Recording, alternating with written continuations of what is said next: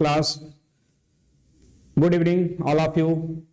हम लोग आज माध्यम आईएएस के प्लेटफॉर्म पर न्यू क्रिमिनल लॉज जो इनैक्ट हुए हैं, जो बने हुए हैं, जिनको रिप्लेस किया गया है आईपीसी, सीआरपीसी और एविडेंस एक्ट के द्वारा, जो क्रमशः आपके इंडियन पीनल कोड हो गया, आपका क्रिमिनल प्रोसीजर कोड, एंड जो आपका इंडियन एविडेंस एक्ट है 1872, इसको भारतीय साक्ष्य अधिनियम के रूप में, सीआरपीसी को भारतीय नागरिक सुरक्षा संहिता 2023 के रूप में, और आपका जो आईपीसी है उसको भारतीय न्याय संहिता 2023 के रूप में रिप्लेस किया गया। ये तीनों क्रिमिनल लॉज हैं जो कि मेजर एक्ट की कैटेगरी में आते हैं, और मेजर एक्ट की कैटेगरी में जिनका बहुत बड़ा रोल है। तो इन तीनों को रिप्लेस किया गया। इन तीनों को हम बारी बारी से शुरू करेंगे। कई सारी ऐसी स्टेट हैं जिनमें क्या किया गया है, इन एक्ट को, इन अधिनियमों को, इन संहिता को लागू कर दिया गया है। कुछ अभी भी ऐसे स्टेट हैं, स्टेट कमीशन हैं, जिन्होंने अपने अब वहां पर अभी इनको लागू नहीं किया। जैसे आपने अभी देखा होगा हिमाचल प्रदेश जुडिशरी का जो एग्जाम था, तो वहां पर उन्होंने पुराने लॉज पूछे हैं। हाँ, वहां पर जैसे डीजीएस आपका होता है, दिल्ली जुडिशियल सर्विसेज में जो इंग्लिश में होता है, वैसे ही आपका हिमाचल प्रदेश केवल इंग्लिश में ही होता है।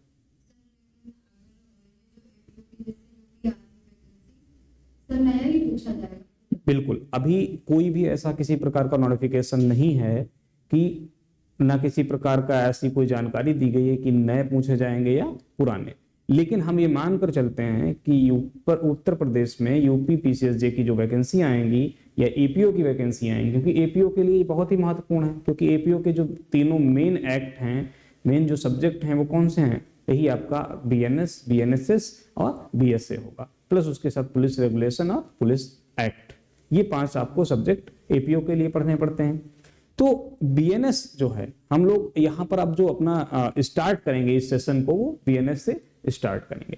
बीएनएस को स्टार्ट करेंगे, साथ ही साथ हम क्या देखेंगे कि बीएनएस और आईपीसी क्या क्या चेंजेस ऐसे किए गए, क्या आवश्यकता थी कि गवर्नमेंट को आईपीसी को हटा करके बीएनएस को लाना पड़ा, कौन कौन से नए ऑफेंसेज ऐड किए गए हैं, कौन कौन से ऑफेंसेज या ऐसे सेक्शंस या प्रोविजंस थे, उन प्रोविजंस को क्या किया गया है, उनसे हटा दिया गया है। क्योंकि आप जब नंबर ऑफ सेक्शंस देखेंगे तो आईपीसी जो है वो कवर करती थी कितने, 511 सेक्शंस के साथ डील करती थी। 23 चैप्टर्स उसमें थे, तो इन चैप्टर्स को भी उसमें कम किया गया है बीएनएस के अंतर्गत, और सेक्शन जो हैं वो अब कितने बचे हैं, 358 सेक्शंस बचे हुए हैं। तो क्या इतने सेक्शन जो 511 से लेकर के 358 आया गया, तो क्या इतने ऑफेंसेस को या प्रोविजंस को हटा दिया गया है, पार्ट में कन्वर्ट कर दिया गया, या सब सेक्शंस में कन्वर्ट किया गया, या क्लॉजेस में कन्वर्ट किया गया, कैसे किया गया, इन सब चीजों को देखेंगे। साथ ही साथ कौन कौन सी पनिशमेंट या कौन कौन से नए प्रोविजंस या नए ऑफेंसेस को इसमें इंक्लूड किया गया है, इन सब चीजों को हम लोग यहाँ पर देखेंगे। साथ ही साथ दोनों को कंपैरिजन करते हुए हम लोग यहाँ पर चीजों को पढ़ेंगे, समझेंगे, और ऐसे ऐसे करके आगे हम लोग इसको अपने जो नोट्स हैं वो बनाते हुए चलेंगे।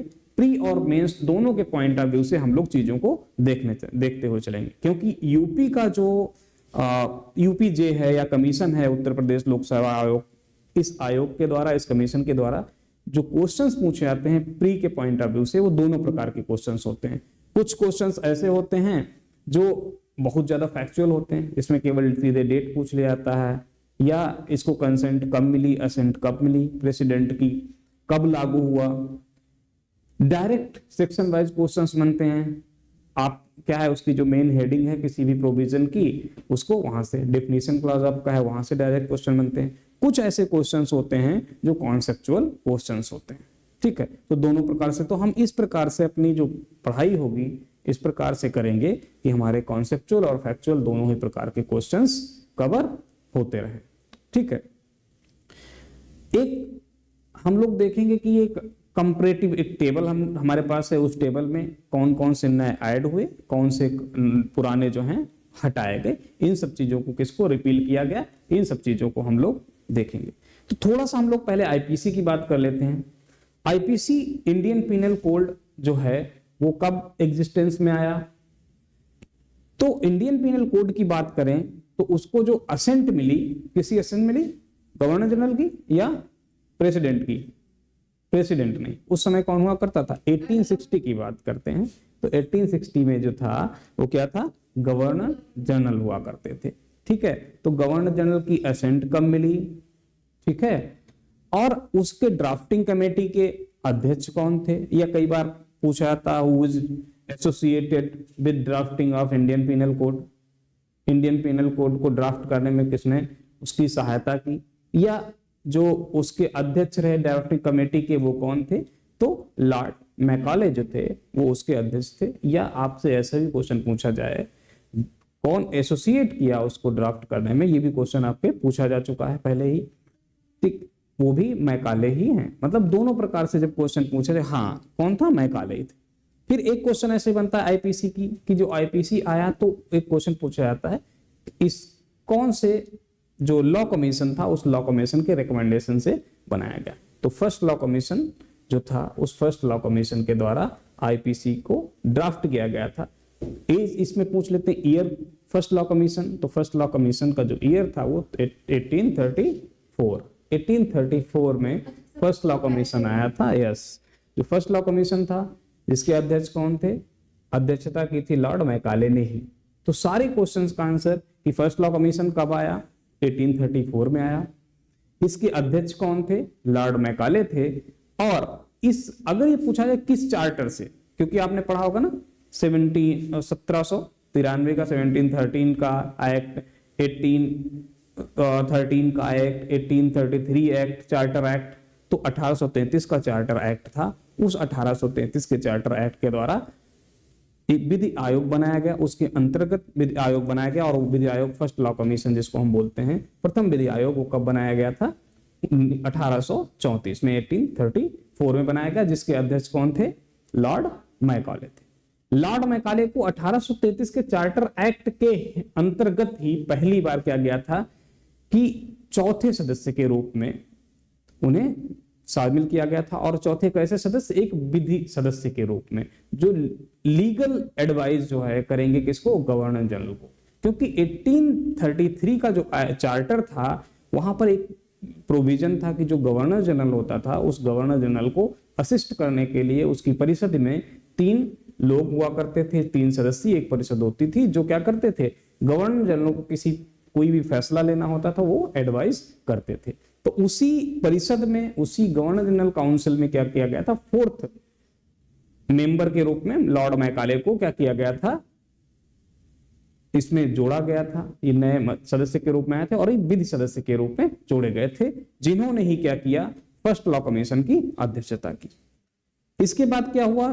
फर्स्ट लॉ कमीशन के बाद ड्राफ्ट तैयार किया गया आईपीसी का। और आईपीसी क्या हुई कि 6 अक्टूबर, कब हम यहां पर किसकी बात कर रहे हैं? आईपीसी की। इसके बाद हम बीएनएस की बात करेंगे।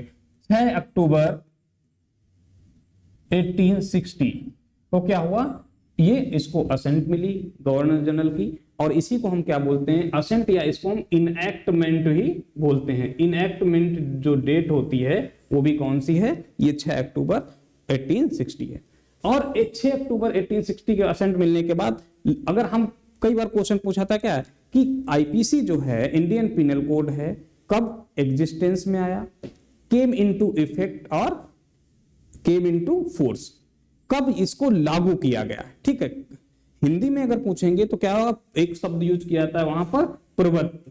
ठीक है, कब ये प्रवृत्त हुआ या लागू किया गया? तो लागू कब से हुई? तो इसकी जो डेट है आपकी 1 जनवरी 1862, ये इसकी इन्फोर्समेंट डेट है। इन्फोर्समेंट, हाँ, इनएक्टमेंट डेट। ठीक, इनएक्टमेंट डेट वो होती है जब किसी एक्ट को, अधिनियम को, बिल को, अधिनियम को नहीं, बिल, जो आपका बिल विधेयक होगा उस विधेयक पर जो है प्रेसिडेंट, प्रेजेंट टाइम में हम बात करेंगे प्रेसिडेंट की जब असेंट मिलती है तब उस डेट को इनएक्टमेंट डेट कहा जाता है। ठीक, और वो डेट कौन सी थी, ये थी गवर्नर जनरल के द्वारा। और उसके बाद जब इसको लागू कर दिया, प्रवर्त में आया या केम इनटू फोर्स और इफेक्ट, तो वो डेट थी 1 जनवरी 1862। और हमने क्या बताया था, इसके ड्राफ्टिंग कमेटी के जो अध्यक्ष थे वो कौन थे, मैकाले थे, Lord Macaulay. Lord the first law commission हो गया। ठीक, ये आईपीसी हो गई। आईपीसी में टोटल जो सेक्शंस थे, हमने कितनी बात क्या किया कि वो 511 थे। ठीक है, चैप्टर की हम बात करेंगे तो चैप्टर कितने थे, 22 चैप्टर्स थे। और ठीक है, इसको एक बार देख लीजिएगा, ये आपके हो गए। अब ये आईपीसी आपका हो गया, एक मोटा मोटी कि कब इनएक्ट हुआ, कब सारी चीजें आई। अब इसके बाद हम देखेंगे बीएनएस के बारे में बात करेंगे मेनली।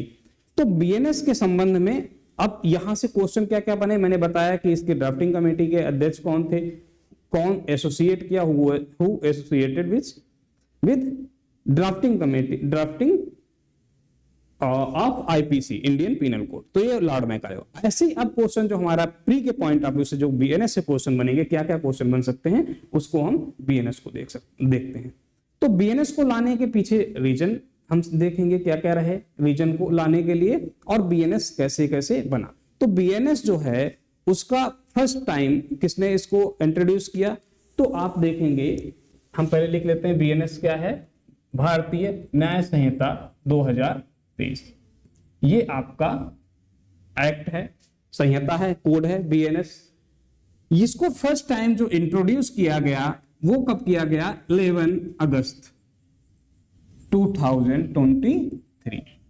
11 अगस्त 2023 को क्या किया गया, बीएनएस को, भारतीय न्याय संहिता को इंट्रोड्यूस किया गया। और इसको इंट्रोड्यूस किसने किया, जो अमित शाह साहब हैं, अमित शाह जो हैं वो कौन है, मिनिस्टर ऑफ होम अफेयर्स। ठीक है, गृह मंत्री है, मिनिस्टर ऑफ होम अफेयर्स है। इन्होंने पहली बार 11 अगस्त 2023 को लोकसभा में इसको इंट्रोड्यूस किया। इसके बाद क्या हुआ कि इंट्रोड्यूस करने के बाद ये जो ड्राफ्ट था, ये जो बिल था, इस बिल को क्या हुआ, स्टैंडिंग कमेटी ऑफ पार्लियामेंट की जो स्टैंडिंग कमेटी थी उसके पास उसके रिकमेंडेशन के लिए, उसमें सुझाव के लिए वहां पर भेजा गया। इसको देखा गया कि इसमें कोई त्रुटि तो नहीं है, उसको एग्जामिन किया गया, उसमें कुछ सजेशंस थे, कुछ सुधार करने थे, कुछ कमियां थी। तो इसलिए क्या किया गया कि उसको क्या किया गया, उन कमियों को सुधारने के लिए 12 दिसंबर 2023 को क्या किया गया, अमित शाह के द्वारा जो ये पहली बार बिल जो है इंट्रोड्यूस किया गया था, इसको वापस ले लिया गया। क्या कर दिया गया, विथड्रॉ कर लिया गया, विथड्रॉन बाय अमित। इसको क्या किया गया, विथड्रॉ कर लिया गया। और एक अमेंडेड बिल जिसमें जो संशोधन करने थे, वो संशोधन के साथ सेम डेट पे 12 दिसंबर को ही नया जो एक न्यू बिल था, न्यू बीएनएस बिल, ठीक, इसको क्या किया गया, इंट्रोड्यूस किया गया। कहां पर,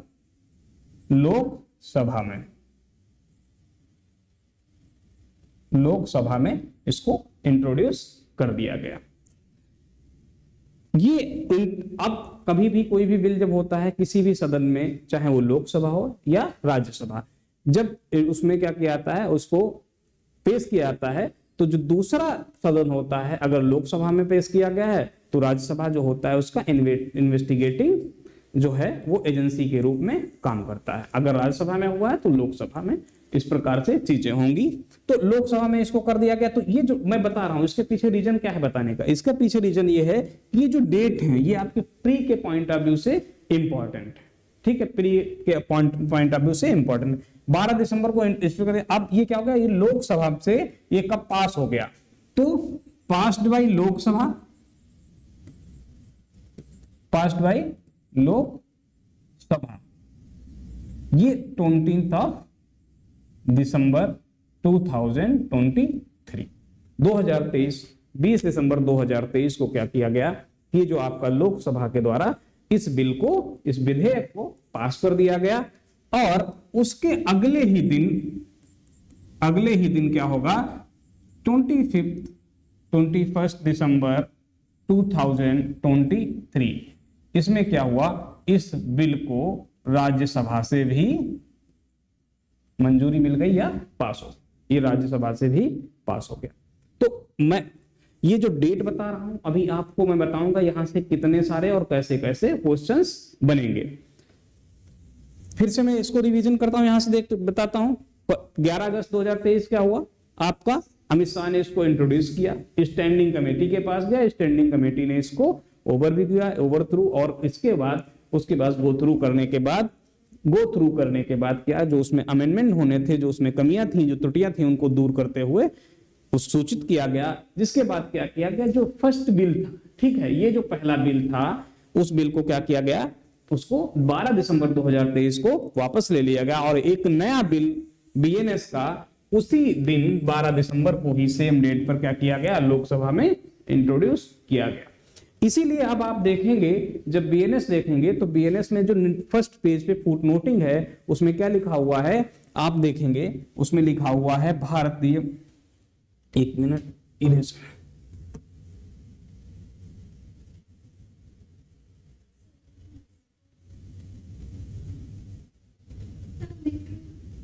लिखना है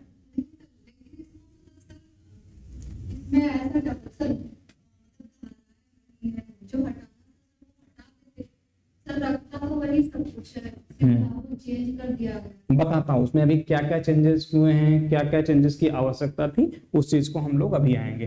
तो ये क्या हो गया, द भारतीय, ये आप देखेंगे वहां पर तो बीएनएस, और यहाँ पे क्या है सेकंड, ये लिखा हुआ है आपकी फुट नोटिंग। जब फर्स्ट पेज आप देखेंगे जहां से आपके सेक्शंस उसमें तैयार होंगे, तो ये जो बिल जो हुआ, एक बिल जो पहला 11 अगस्त को क्या किया गया था, इंट्रोड्यूस किया गया था, उसको वापस ले लिया गया कब, 12 दिसंबर को, 12 दिसंबर को, और 12 दिसंबर को ही दूसरा बिल पेश कर दिया गया। इसीलिए जो सेकेंड बिल आया, इसीलिए क्या लिखा हुआ, बीएनएस सेकेंड, ठीक है। तो इस बात को ध्यान रखना, बीएनएस सेकेंड होगा, ये कहा गया। इसके बाद क्या हुआ कि जब राज्यसभा और लोकसभा से पास हो गया तो तीसरा काम क्या होता है, नेक्स्ट स्टेप क्या होता है इसका, ये कहां गया, राष्ट्रपति के पास गया, और राष्ट्रपति हमारी कौन है, द्रौपदी मुर्मू, ऑनरेबल द्रौपदी मुर्मू जी के पास गया। हाँ, उसके बाद 25 दिसंबर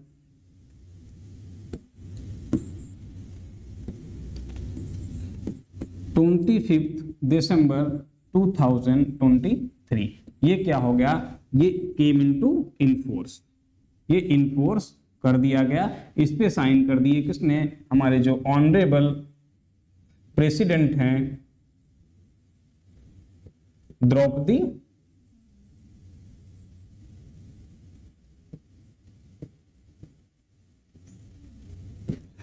मुर्मू के द्वारा इस पर साइन कर दिया गया। तो इस हिसाब से जो आपकी इनएक्टमेंट डेट हो गई, या जो इस पे इसको असेंटेड इसको इन्फोर्समेंट नहीं बोलेंगे, इसको असेंट या कमिटमेंट, असेंटमेंट की इसकी जो डेट है, जब कब असेंट मिली प्रेसिडेंट की, तो 25 दिसंबर 2023 को इसकी क्या मिल गई आपको, असेंट मिल गई, ठीक। असेंट या सहमति आप कह सकते हैं, या आप क्या कहेंगे उसमें कंसर्न, या इसको कमिटमेंट डेट भी बोला जाता है, ठीक है। तो कमेंसमेंट डेट हो गई। इसके बाद क्या किया गया, ये लागू कब हुआ, तो आपकी जो केम इनटू फोर्स जिसकी हम बात करते हैं, या केम इनटू इफेक्ट, या लागू होना, तो ये लागू कब हुआ, तो ये लागू हुआ 1 जुलाई 2020, 1 जुलाई 2024 से बीएनएस, बीएसए और बीएनएसएस लागू हुए। 3 एक्ट लागू हुए, जिसमें बीएनएस भी क्या हुआ 1 जुलाई 2024 से लागू हो गया जी। 25 दिसंबर इसको लागू किया गया, ठीक। अब क्वेश्चन देखिए क्या क्या बनेंगे यहां से। अब पहला तो क्वेश्चन यहां से ये बन सकता है क्या, कि पहली बार लोकसभा में जो भारतीय न्याय संहिता विधेयक था वो कब इंट्रोड्यूस किया गया, ठीक है, कब लाया गया। तो आपके ऑप्शंस उसमें होंगे कौन सा, एक तो 25 दिसंबर आपका ऑप्शन होगा, दूसरा आपका 20 दिसंबर ऑप्शन होगा, तीसरा 21 दिसंबर ऑप्शन होगा, और चौथा नन ऑफ बीच, ठीक, तो इनमें से आप कंफ्यूज करने के लिए 25 दिसंबर हुआ, क्योंकि 25 दिसंबर को क्या है, असेंट मिली किसकी, प्रेसिडेंट की। तो ये कंफ्यूज करने के लिए आपको आएगा। तो पहली बार जो आएगा, तो पहला क्वेश्चन यहां से बन गया क्या, 11 अगस्त को लेकर के बन गया।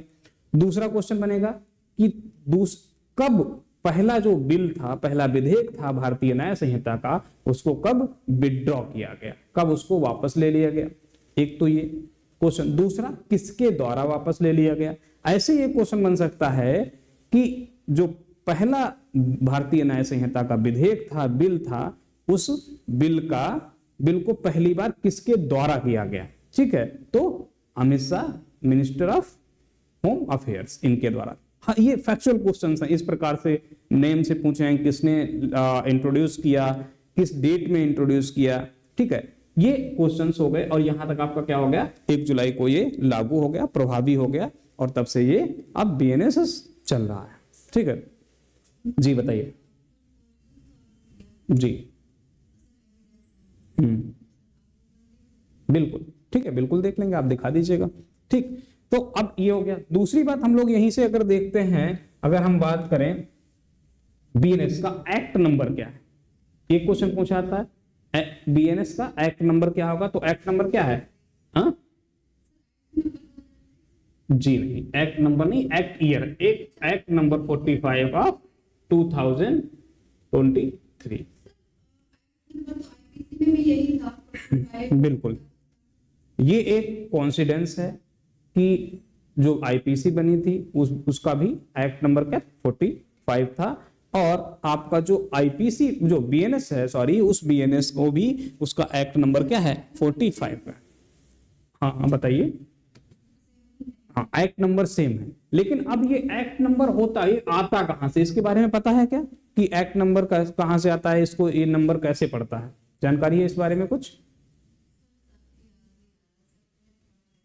ठीक है, देखिए एक्ट नंबर जो होता है, जो एक्ट नंबर दिया जाता है वो कैसे होता है कि देखो क्या लिखा हुआ, एक्ट नंबर 45 ऑफ 2023, 2023 का अधिनियम संख्या 45।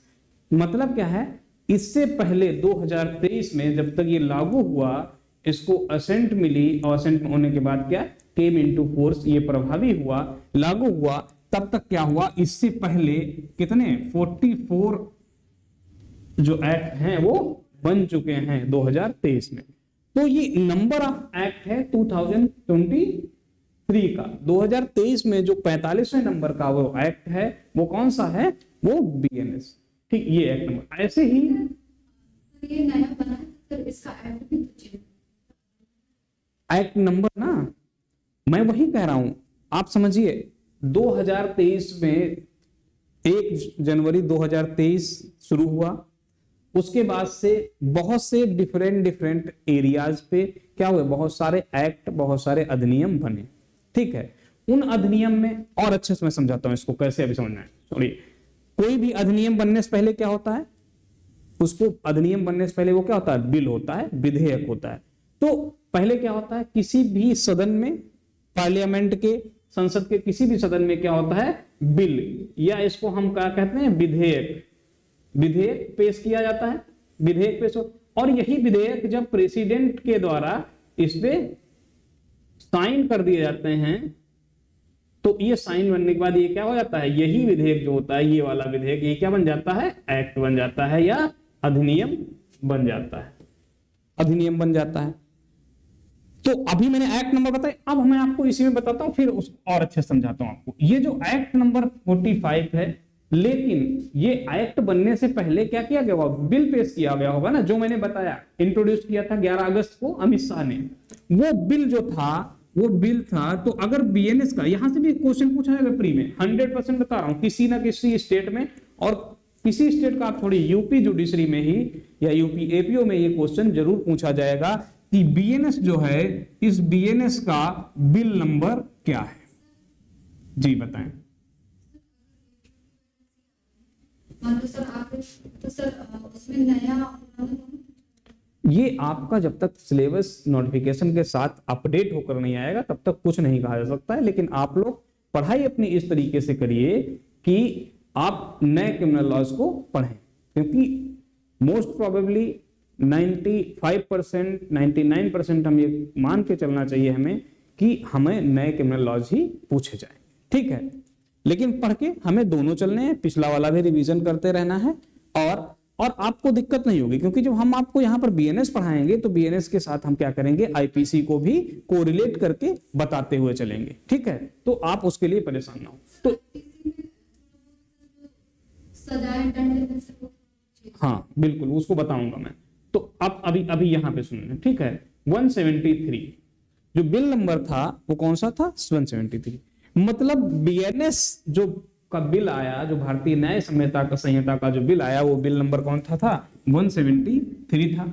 इससे पहले 172 बिल आ चुके होंगे, तो बहुत से बिल ऐसे होंगे 173 से 172 में से ऐसे बहुत से बिल होंगे जिनको क्या किया गया, वो एक्ट नहीं बन पाए, वो पार्लियामेंट के दोनों सदनों से पास नहीं हो पाए। अगर पास हो गए तो उस पर कंसेंट नहीं मिली, असेंट नहीं मिली, किसकी, प्रेसिडेंट की, और वो एक्ट नहीं बन पाए, और वो बिल रहते ही वो क्या हो गए, समाप्त हो गए।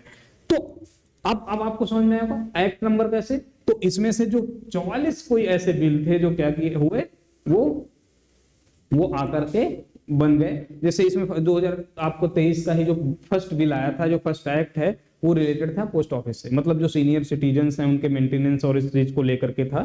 तो वो लास्ट इसके पहले जो है 44 बीएनएस का सर आईपीसी का जो इसी एक्ट के जो 44 वो हो गए ना, अलग-अलग सब्जेक्ट के जो किसी भी सब्जेक्ट पे, किसी भी लीगल सब्जेक्ट पे कोई भी एक्ट बनेगा, वो किसी भी रिलेटेड होता है। जैसे 44 है वो एनवायरमेंट से रिलेटेड है, ठीक है। जो इससे पहले वाला जो एक्ट नंबर 44 है उसमें बहुत सारी चीजें, जो आपका वेस्ट है, ई वेस्ट है, इन्वायरमेंट है, इन्वायरमेंट के साथ चीजें हैं, तो उससे रिलेटेड जो एक्ट था, वो एक्ट कौन सा है, 40, उस एक्ट का नंबर क्या है, 44 है।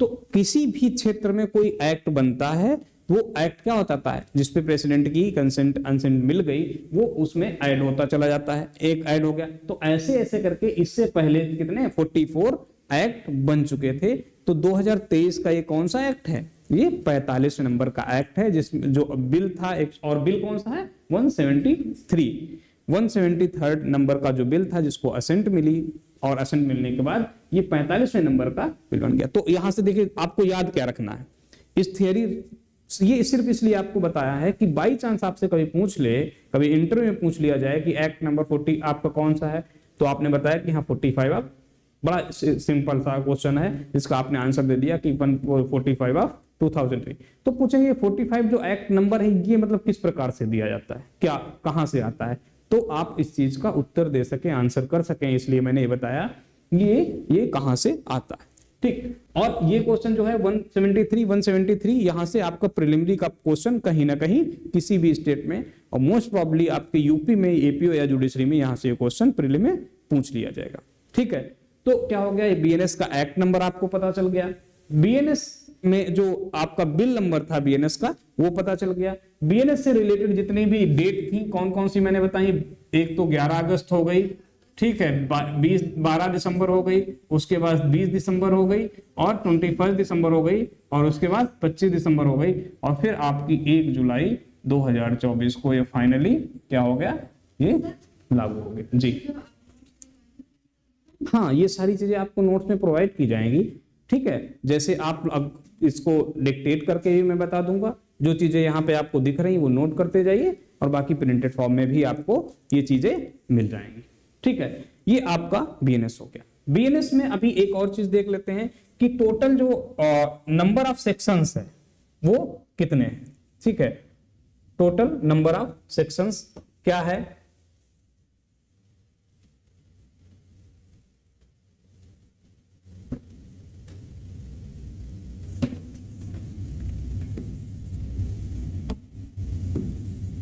BNS 2023।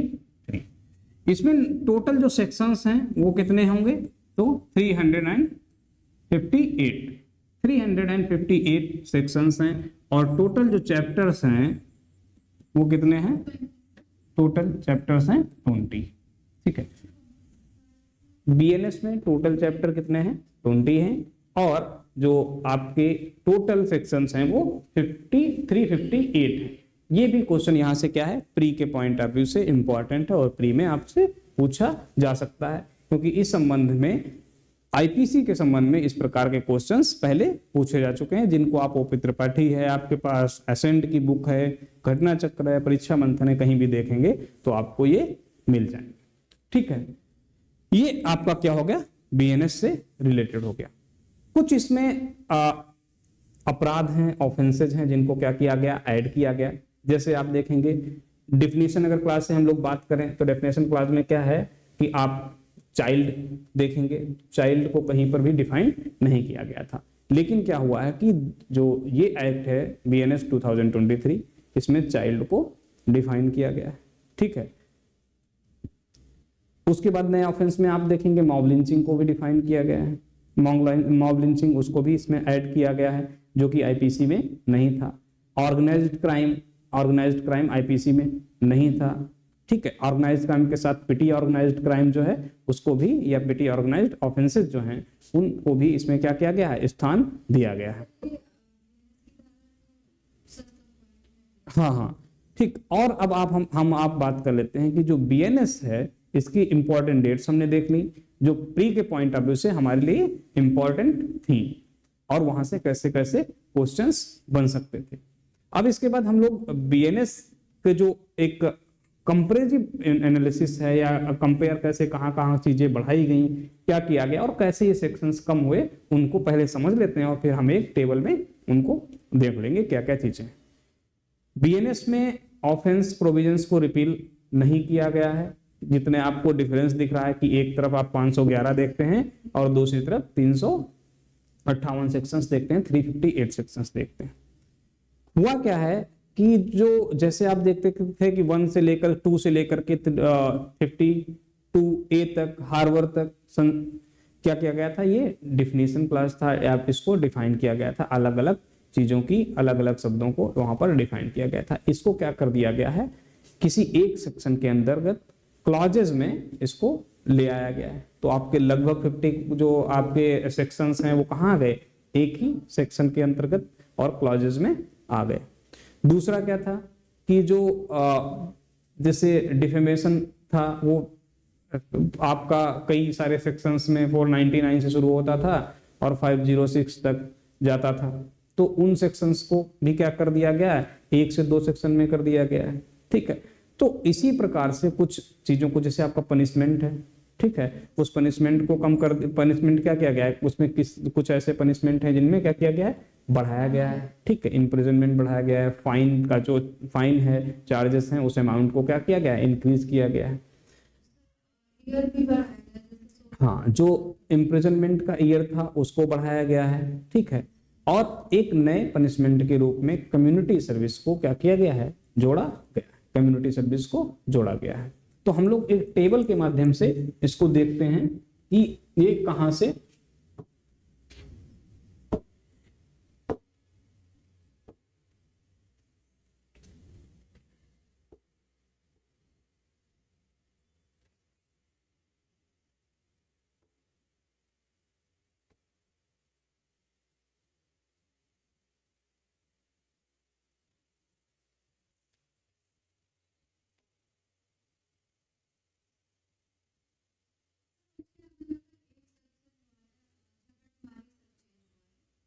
स्नैचिंग।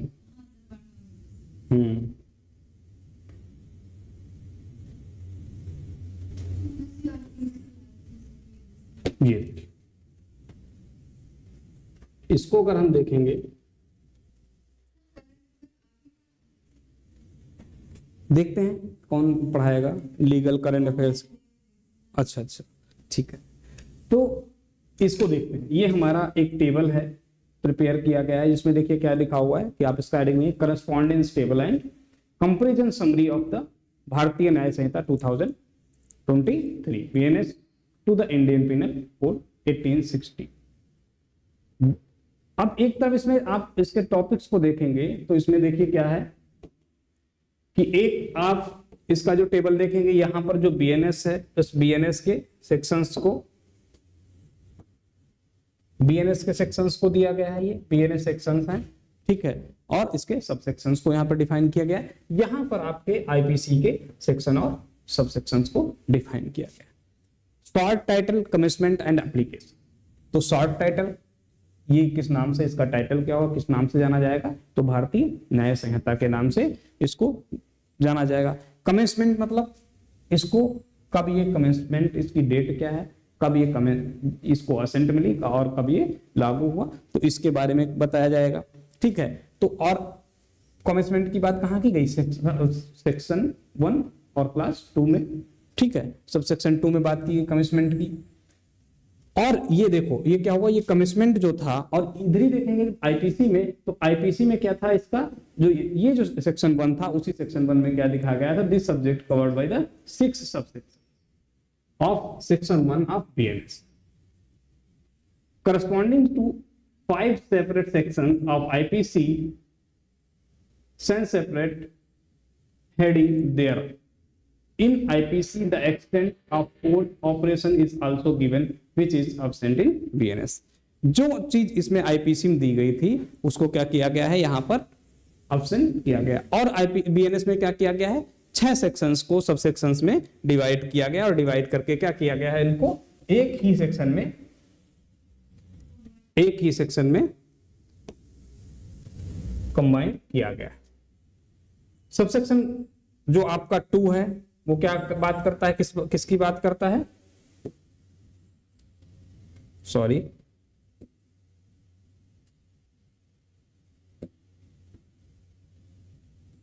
सबसेक्शन 2 कमिटमेंट की बात करता है। और ये क्या किया गया, ये कमिटमेंट का सबसेक्शन 2 है, ये कैसा जोड़ा गया है, ये न्यू है। यहाँ पे बताया गया है आईपीसी में ये नहीं था, तो इसको बीएनएस में क्या किया गया है, ऐड किया गया है। देखो क्या लिखा है, why subsection 1+2 of BNS the power to appoint the date of commitment is delegated to the central government which was absent in the IPC. ये अब आईपीसी में इस प्रकार का कोई चीज नहीं दी गई थी, जो कि कहां पे की गई है, बीएनएस में की गई है। ठीक है, punishment offences committed with in India की बात की गई है। ये टेरिटोरियल जुरिस्डिक्शन और क्या करता था, एक्स्ट्रा टेरिटोरियल जुरिस्डिक्शन की जो बात आईपीसी में की जाती थी, कहां पर, सेक्शन 2 में। यहां पर देखो क्या बात करता है कि no change except code is replaced with संहिता। यहां पर क्या था, पहले आईपीसी में जहां पर कोड लिखा हुआ था, और वहां पर क्या लिख दिया गया है, संहिता लिख दिया गया। ठीक है, किससे रिप्लेस किया गया है, कोड को संहिता वर्ड से रिप्लेस किया गया है। Wherever the word code is used in IPC, the word Sanhita is used in BNS. जो कोड है वो आईपीसी में यूज किया जाता था, उसको अब बीएनएस में संहिता के रूप में यूज किया जाएगा। Therefore, this act will not be specifically mentioned in this table hereinafter. इसीलिए इसको क्या किया गया है, स्पेशली मेंशन नहीं किया गया है। अब हम सब सेक्शन 4 की इसकी बात करते हैं। 1.4 में बात की है punishment for offences committed beyond which why law may be tried within India. ऐसे ऑफेंसेस जिनको क्या किया गया है, जो भारत के बाहर किए गए, भारत से परे किए गए हैं, और उनका ट्रायल कहां होगा, वो इंडिया में हो जाएगा। ठीक किया जाएगा। जो किसमें बात करता है, 1.4 में बात करता है, और आईपीसी में ये कहां पर था, तो आईपीसी के सेक्शन 3 इसके साथ डील करता था। क्या करता, section is included as a subsection in BNS heading Indian laws is replaced with law. जो बीएनएस में यहां पर जो वर्ड लॉ है, उसको क्या किया गया है, इंडियन लॉ को लॉ वर्ड से क्या कर दिया गया है, रिप्लेस कर दिया गया है। फिर आप देखेंगे नेक्स्ट जो आपका 1.5 है। 1.5 क्या बात करता है, शॉर्ट टाइटल एंड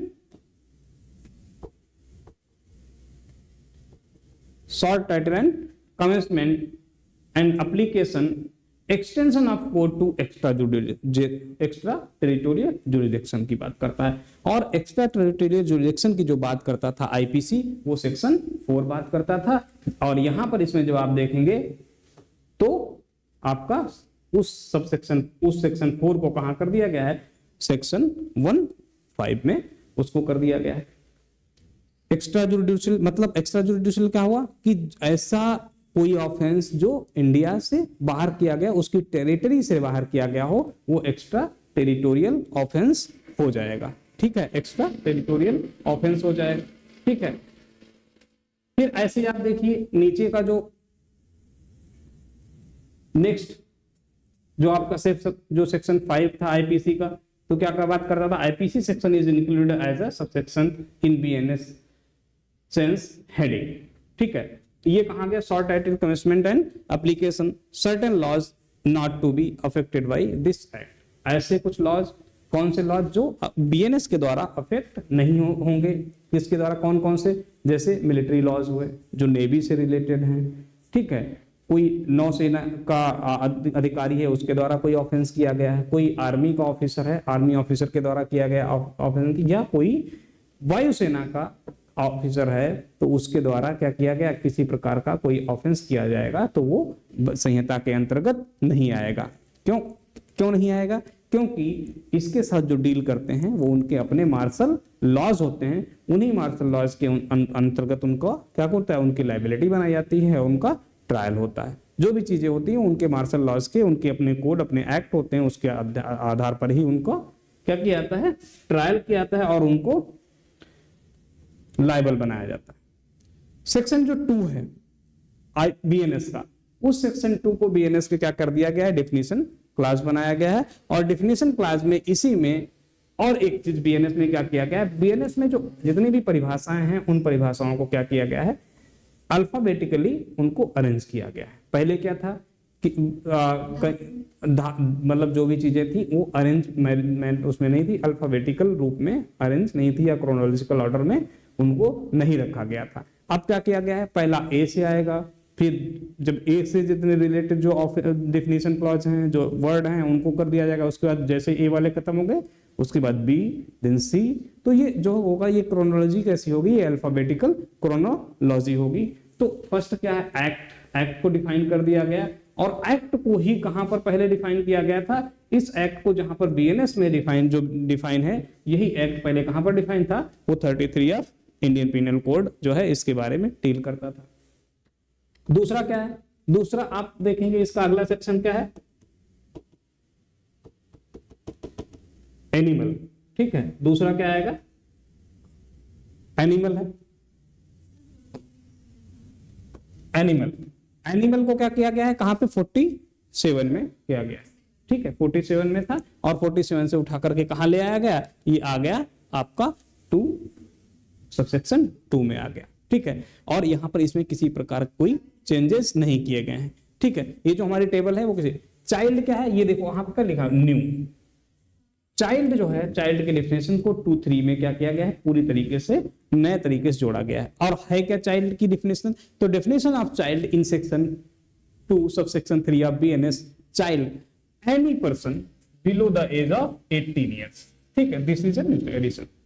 18 वर्ष से कम उम्र का कोई भी बच्चा है तो क्या वो होगा, वो चाइल्ड में आएगा। और यहां पर जो चाइल्ड है ये एक और चीज की बात करता है, किस चीज की बात करता है, इसमें बिल्कुल छिपी हुई बात वो है जो बात करता है जेंडर न्यूट्रलिटी, ठीक है। जेंडर न्यूट्रलिटी कैसे बात करता है, यहां पर चाइल्ड लिखा गया वर्ड, यहां पर गर्ल या बॉय नहीं लिखा गया, मतलब मेल या फीमेल के बारे में, जेंडर के संबंध में किसी प्रकार से बात नहीं की गई, चाहे वो लड़की हो, चाहे वो लड़का हो, बॉय हो, गर्ल हो, मेल, फीमेल या ट्रांसजेंडर कोई भी हो, वह कोई भी व्यक्ति जिसकी एज 18 साल से कम है वो क्या होगा, उसको चाइल्ड माना जाएगा, ठीक है, उसको चाइल्ड माना जाएगा। अगर 18 साल का पूरा हो गया है तो जिस दिन मान लिया 18 आपका बर्थडे है तो आप क्या हो जाएंगे, चाइल्ड के डेफिनेशन से बाहर निकल जाएंगे, और उसके बाद किसी प्रकार का ऑफेंस अगर कमिट करते हैं आप तो आपकी लायबिलिटी बीएनएस के अंतर्गत बना दी जाएगी, ठीक है, बीएनएस के अंतर्गत बना दी जाएगी। ऐसे ही आप देखेंगे, अब आपको मैंने बताया काउंटरफिट है, काउंटरफिट जो 28 में था, किसी प्रकार का कोई चेंज नहीं किया गया और उठाकर उसको कैसा एज इट इज यहां पर रख दिया गया। कोर्ट में देखिए ये 25 में है कोर्ट अभी, और कोर्ट पहले कहां पर था, वो 20 में था। इसमें चेंज क्या किया गया है, section 2 subsection 5 of BNS exclude the illustration and uses of word court in place of the word court of justice, ठीक है। इसको क्या किया गया, जहां पर court of justice word use हुआ था उसको क्या कर दिया है, कोर्ट ऑफ जस्टिस हटाकर केवल कोर्ट कर दिया गया है। और दूसरा क्या है, कि एक्सक्लूड्स द इलस्ट्रेशन, इसमें जो इलस्ट्रेशन दी हुई थी उस इलस्ट्रेशन को हटा दिया गया। ये जो है ये चेंजेस जो बीएनएस में आईपीसी से चेंज करके बीएनएस में जब इसको ड्राफ्ट किया गया तो ये चेंजेस किए गए हैं। 2.6 क्या बात करता है, डेथ की बात करता है, डील्स विद, और उसको एज इट इज क्या कर दिया गया है, एज इट इज यहां पर इसको उठा के रख दिया गया है। डिसऑनेस्टली 2.7 बात करता है और इसमें whoever does जो है and is said to do that thing dishonestly are excluded। इसमें कौन कौन से whoever does, ये एक जो शब्द था, दूसरा is said to do that thing dishonestly, मतलब ऐसी किसी डिसऑनेस्टली जो कार्य किए गए, बेईमानीपूर्ण कार्य किया गया है, उस बात को, उस शब्द को वहां से क्या कर दिया गया, हटा दिया गया है। और डिसऑनेस्टी की क्या है, नई डेफिनेशन बनाई गई। नई डेफिनेशन मतलब उसमें से जो वर्ड एक्स्ट्रा लग रहे थे उन एक्स्ट्रा वर्ड को हटा दिया गया, शब्दों को हटा दिया गया। डॉक्यूमेंट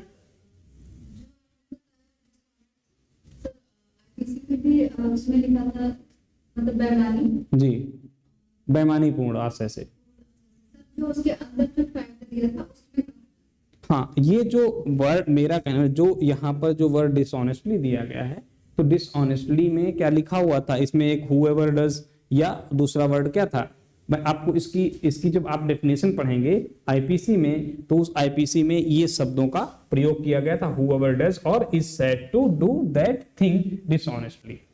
लास्ट जब लाइन इसका पढ़ेंगे तो क्या कहे, ऐसा कोई कार्य जो डिसऑनेस्टली किया गया हो, तो वो क्या कहे, वो आ जाएगा, उसको डिसऑनेस्टली कहेंगे, ठीक है।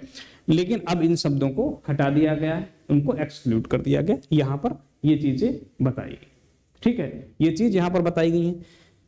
और इसके बाद हम देखेंगे अगला हमारा इसमें क्या है, आगे देखिए, इसको बढ़ते हैं आगे। डॉक्यूमेंट में क्या किया गया, डॉक्यूमेंट आपका जो था 29 और 29A इलेक्ट्रॉनिक डॉक्यूमेंट की जो बात करता था, ठीक है, इलेक्ट्रॉनिक दस्तावेज को उनको मिलाकर मर्ज करके क्या कर दिया गया है, 28 में ले आ गया। जी, इलेक्ट्रॉनिक जो आपके इलेक्ट्रॉनिक दस्तावेज थे, देखिए क्या लिखा, 29A of IPC adds digital records, ठीक है, जो हाँ लगभग हटा करके एक नया सेक्शन बना दिया गया, जितने ही सब सेक्शन थे, जैसे 52A था हार्बर, ठीक है, तो उसको जी, जितना भी नए सेक्शन को अमेंड करके 29A या 66A ऐसा जो भी जहां पर थे उनको हटा करके एक नया सेक्शन बना दिया गया, इंडिपेंडेंट सेक्शन के रूप में दे दिया है। और बहुत से ऐसे सेक्शन जो एक ही जैसे थे, उनके अलग अलग बात करते थे, उनको सब सेक्शंस में बंद कर दिया गया। जैसे अभी आप आगे देखेंगे कि कैसे सब सेक्शंस में उनको किया गया। फ्रॉडलेंट्री की बात की गई, फ्रॉडलेंट्री 29 में है जो कि 55 में था। और ये देखो, phraseology changed but essence is same. इसका जो फ्रेज जो थे उसको क्या किया गया है, चेंज किया गया है, लेकिन जो उसका सेंस है, जो मीनिंग है, वो कैसा है, फ्रॉडलेंट्री का भी अभी भी वही मीनिंग है, उसमें किसी प्रकार का कोई चेंज नहीं है। जेंडर 210 में है, जो कि पहले आईपीसी में कहां पर था, जी यस, देखिए जेंडर 8 में, ठीक है, जो ये है 210 जेंडर जो बात करता था, जो आईपीसी क्या था 8 में बात करता था। वर्ड अभी इसमें देखो, यहां पे समझने, word transgender is added apart from gender of male and female. Gender में महिला और पुरुष की बात की गई थी। किसी भी, क्या लिखा हुआ था, किसी भी उम्र का महिला या पुरुष जो होगा वो इसमें, चाहे कोई स्त्री हो या स्त्री, हाँ, चाहे कोई स्त्री हो या पुरुष। जब हम मेल और फीमेल की बात करते हैं वहां पर उसमें एज की बात की गई थी। तो इसमें एक नया जो वर्ड है वो कौन सा यूज किया गया है, उसमें नया जो वर्ड है या जो थर्ड जेंडर जिसको हम ट्रांसजेंडर कहते हैं, उस ट्रांसजेंडर को भी इसमें जगह मिली है जेंडर में। तो अगर हमारा आएगा बीएनएस में क्वेश्चन पूछा जाएगा कि gender includes, the word gender includes, नीचे ऑप्शन में होगा मेल, फीमेल, ट्रांसजेंडर या both A and B, male and female, ठीक है, इस प्रकार के ऑप्शन दिए हुए हैं। दोनों अलग अलग हैं, वहां पर भी अभी आएंगे, ठीक है, वहां पर भी हम लोग अभी आएंगे, ठीक है। इसके बाद आप देखिए गुड फेथ को कहां पे दिया गया था 50, इसको जल्दी से दे लेते हैं, ठीक है। इस गुड फेथ को कहां पर देखते हैं, गुड फेथ जो आपका दिया ऑफेंस, ऑफेंस यहां पर 40 में दिया हुआ था, जिसको ले जाकर के कहां कर दिया 240। गुड फेथ नहीं बेटा, मैं ऑफेंस की बात कर रहा हूं, ऑफेंस 40 में था और ऑफेंस कहां गया है, अब ऑफेंस जो है वो 224 में चला गया है। ओमिशन जो है पहले 33 में दिया था, 33 में एक्ट और ओमिशन दोनों की बात करता था, अब कहां चला गया है वो 25 में चला गया है। तो इस प्रकार से आप देखेंगे कि आपके जो ऑफेंसेज हैं ये डिफिनीशन क्लास में क्या हुआ है, टोटल जो डिफिनीशन क्लास है इसमें आपके जो 52A तक हार्बर तक था उसको क्या कर दिया गया है, यहां पर ये 229। हाँ बिल्कुल, ये आपको पीडीएफ प्रोवाइड कर दी जाएगी, आपको पीडीएफ दे दिया जाएगा, जिसको आप जो आपके पास हार्ड कॉपी रहेगी उस हार्ड कॉपी में अपना जो भी नोट डाउन करना है उस तरीके से इसको लिख लीजिए। उसके बाद हमारा जो देखिए क्या बात करता है, तीसरा जनरल एक्सप्लेनेशन की बात करता है, ठीक है। जनरल एक्सप्लेनेशन में क्या आता था, तो जनरल एक्सेप्शन जो जनरल एक्सप्लेनेशन थे उसमें क्या है, आप सेक्शन क्या है 6 देखिए, आईपीसी क्या बात करता था, section is include as a subsection of in BNS heading. तो बीएनएस में क्या कर दिया गया, इसको कर दिया गया दूसरा general exception sense of expression once explain, डिक्टो जैसा उस सेक्शन 7 में था उसको 3(2) में डाल दिया गया है। General explanation property in possession as wife clerk और सर्वेंट जो सेक्शन 27 बात करता था आईपीसी का, उसको यहां पर किस में कर दिया गया है, 3 में कर दिया गया है। तो इस प्रकार से जो आपका जनरल एक्सेप्शन का चैप्टर जो था उस जनरल एक्सेप्शन के चैप्टर को भी क्या कर दिया गया है, इस प्रकार से इसमें इंक्लूड कर दिया गया। और ये एक बहुत बड़ा रीजन है जो इन क्लॉजेस में, इन सब सेक्शंस में जो बहुत सारे सेक्शंस को ऐड कर दिया गया, इसलिए जो आपका नंबर ऑफ जो सेक्शंस है बीएनएस में वो कम हो गया है, ठीक है। बीएनएस में इसीलिए वो नंबर ऑफ सेक्शंस कम हो गए, ठीक है।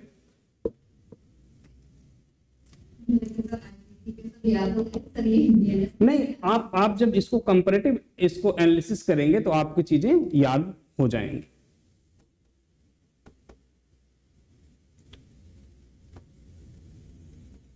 अब इसके बारे में हम इसके ये आपके जो टोटल हैं इसमें हम अगर लास्ट में अगर हम जाते हैं इसके देखेंगे, इसका अगर जो सेक्शन आप 358 देखेंगे, ठीक है, 358 क्या करता है और नए नए जो सेक्शंस ऐड हुए हैं उनको देखते हैं।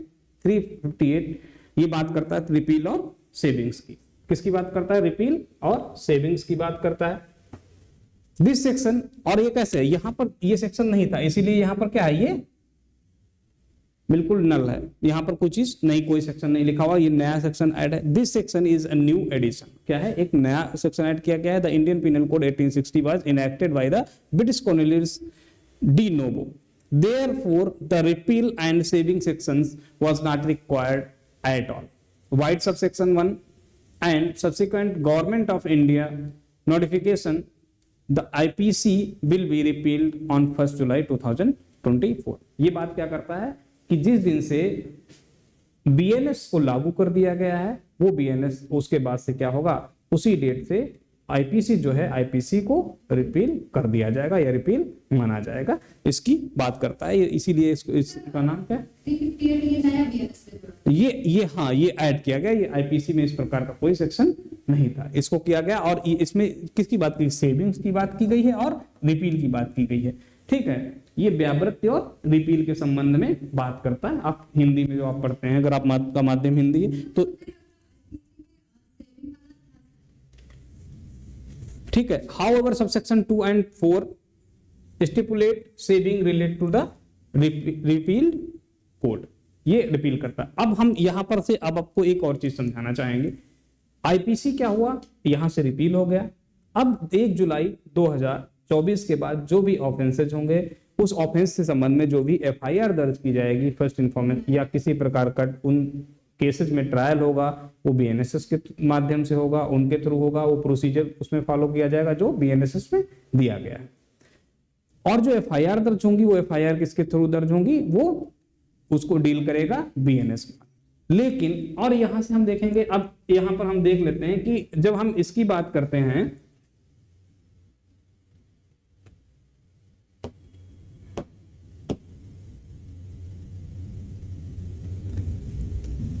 बीएनएस की, अगर हम इसका नेचर देखें या इफेक्ट देखें बीएनएस का, जितने भी लॉज जो हैं वो कितने प्रकार के, नेचर उनका दो प्रकार के लॉज है। कैसा? प्रोसीजरल लॉ, जिसमें आपका जैसे सिविल प्रोसीजर कोड आता है, अभी बीएनएसएस आता है, भारतीय नागरिक सुरक्षा संहिता, और आपका इंडियन एविडेंस एक्ट या बीएसए, भारतीय साक्ष्य अधिनियम जो है वो आपका क्या है, ये प्रोसीजरल लॉ के अंतर्गत आते हैं। दूसरे लॉज कौन से होते हैं? सब्सटेंटिव लॉज होते हैं, जिनमें क्या होता है, जैसे आईपीसी है आपका, ठीक है, टॉर्ट है आपको, सॉरी आपका टॉर्ट हो गया, और आपका टीपीए हो गया, कॉन्ट्रैक्ट एक्ट हो गया, ये सब क्या है, ये सब्सटेंटिव लॉज में आएंगे। तो जो सब्सटेंटिव लॉज होते हैं, उन सब्सटेंटिव लॉज का क्या होता है, सब्सटेंटिव लॉज का इनका जो नेचर होता है वो कैसा होता है? सब्सटेंटिव लॉ का जो नेचर होता है वो कैसा होता है? प्रोस्पेक्टिव।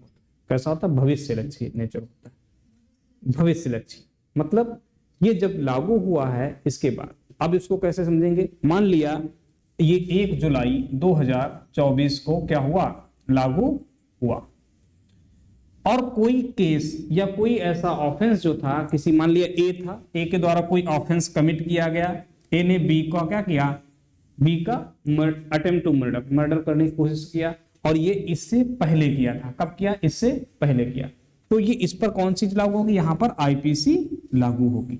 ठीक, आईपीसी लागू होगी। जो भी इसको अटेम्प्ट टू मर्डर के लिए जो पनिशमेंट दिया जाएगा, जो पनिश किया जाएगा इसको, वो किसके अकॉर्डिंग किया जाएगा? According to Indian penal code. तो इसके प्रोविजंस के हिसाब से किया जाएगा। लेकिन तो ये मेरा बताने का मतलब है कि ये जो 1 जुलाई के बाद ये अफेक्ट में नहीं रहेगा, और बीएनएस के थ्रू क्या होगा, वो पनिशमेंट दिया जाएगा, या जो भी एफआईआर होगी या जो दर्ज होंगी, जो ऑफेंस होगा, उन ऑफेंस के जितना पनिशमेंट की बात की गई है, जितने फाइन की बात की गई है, या जितने इम्प्रिजनमेंट की बात की गई, जितने वर्ष के कारावास की बात की गई है, वो सब कैसे होगा? बीएनएस के माध्यम से। लेकिन एक्सेप्शन होता है हर जगह कुछ ना कुछ, यहां पर भी एक एक्सेप्शन होता है। तो प्रोस्पेक्टिव का मतलब ये होता है कि भविष्यलक्षी, कि इससे पहले कोई ऑफेंस कमिट किया गया है तो उस पर बीएनएस लागू नहीं होगी। जैसे मान लिया कि ऑर्गेनाइज्ड क्राइम ऑफेंस नहीं था आईपीसी में, लेकिन बीएनएस में ऑर्गेनाइज्ड क्राइम को एज ए ऑफेंस ट्रीट किया जाता है। तो अब कोई ऑफेंस किया गया, जैसे साइबर क्राइम जो है, जो आपके बैठ करके दूसरी जगहों पर विदेश में बैठ करके, या जैसे आपने सुना होगा ना, पढ़ा होगा कि जनतारा, मथुरा, जयपुर, ये क्या है? ये साइबर क्राइम के अड्डे हैं, जहां पर लोग बैठ करके ऑनलाइन माध्यम से, इसमें आपको क्या आते हैं, कई कॉल्स आती हैं, आपका जो पिन है वो बैंक से बंद हो गया है और आपको दोबारा से ये कार्ड को रिन्यू करने के लिए आपको पिन बताना पड़ेगा। और जैसे आप पिन बताते हैं अपने पेटीएम का, तुरंत ही 4-6 मैसेज आते हैं बैक टू बैक शॉपिंग के ऑनलाइन, और आपका सारा पैसा अकाउंट से गायब हो जाता है। ये जो साइबर क्राइम है इस समय, या आप कह सकते हैं कि जो कॉन्ट्रैक्ट किलिंग है, या बहुत से ऐसे जो किडनैपिंग से रिलेटेड कुछ ऐसे जो ऑफेंसेज हैं जो कमिट किए जाते हैं, ये बहुत से ऐसे ऑफेंसेज जो हैं ये ऑर्गेनाइज्ड क्राइम के अंतर्गत आते हैं। ठीक है, तो ये ऑर्गेनाइज्ड क्राइम के अंतर्गत आते हैं। और इनमें क्या क्या है, तो अब कोई ऐसे ऑफेंस हुआ जो कि आईपीसी में ऑर्गेनाइज्ड क्राइम में था ही नहीं, उसका एक सेपरेट ट्रायल चल रहा था, और बीएनएस आने के बाद उसको क्या किया जाएगा, ऑर्गेनाइज्ड क्राइम के रूप में ट्रीट किया जाए, तो ये संभव नहीं है। तो इस बात का क्या होगा। और दूसरा उदाहरण ले लें, कोई एक व्यक्ति जो ए था, वो ट्राई करा रहा था मर्डर के लिए, या थेफ्ट के लिए, या थेफ्ट एट ड्वेलिंग हाउस, किसी भवन के अंदर क्या करता था, तो कर रहा था, और उसका पनिशमेंट मान लिया बढ़ा दिया गया। पहले 7 ईयर्स था, अब 10 ईयर्स कर दिया गया। दोनों का अलग अलग था। थेफ्ट के लिए जो पनिशमेंट आप पढ़ते थे 370 आईपीसी में जब पढ़ते थे 378, उसके बाद 379 तो 3 ईयर्स था, और 379 के बाद जब 380 पढ़ते थे किसी भवन में, किसी घर में, तो 7 ईयर्स। तो हम एक उदाहरण के लिए बता रहे हैं कि मान लिया उसका क्या किया गया, उसका पनिशमेंट 7 ईयर्स से बढ़ा करके 10 ईयर्स कर दिया गया, और उसका ट्रायल कैसे हो रहा था, आईपीसी के अंतर्गत हो रहा था। और आईपीसी के बाद जब अब बीएनएस आ गया तो ऐसा नहीं होगा कि उसको 7 ईयर्स की बजाय 10 ईयर्स का पनिशमेंट दिया जाए। लेकिन तो इसका जो ये भी क्वेश्चन पूछा जा सकता है, बीएनएस का जो नेचर है वो कैसा होगा, प्रोस्पेक्टिव नेचर होगा। किसी भी सब्सटेंटिव लॉ का जो नेचर होता है वो कैसा होता है, प्रोस्पेक्टिव होता है या भविष्यलक्षी होता है। अब हम बात जी भविष्य लक्ष्य नेचर होगा, ठीक है। इसका जो प्रभाव आईपीसी का भी भविष्य लक्ष्य था बेटा, वो भी सब्सटेंटिव लॉ था। अभी बात कर रहा हूं, अब इसके इसमें एक्सेप्शन क्या है, एक्सेप्शन क्या है कि कहां पर इसको एक्सेप्शन ये है कि अगर कोई ऐसा लॉ है एग्जिस्टेंस में, मान लिया मैं आईपीसी को ले लेता हूं, आईपीसी में थेफ्ट वाला हम उदाहरण लेते हैं, थेफ्ट के लिए 7 इयर्स, किसी घर के अंदर कोई चोरी करता है तो 7 इयर्स का क्या था पनिशमेंट था, और वो उसका ट्रायल चल रहा है। उसी दौरान हमारा बीएनएस एग्जिस्टेंस में आता है, लागू होता है, और लागू होने के बाद क्या क्या किया गया, उस थेफ्ट के पनिशमेंट के को क्या कर दिया गया, रिड्यूस कर दिया गया, कम कर दिया गया।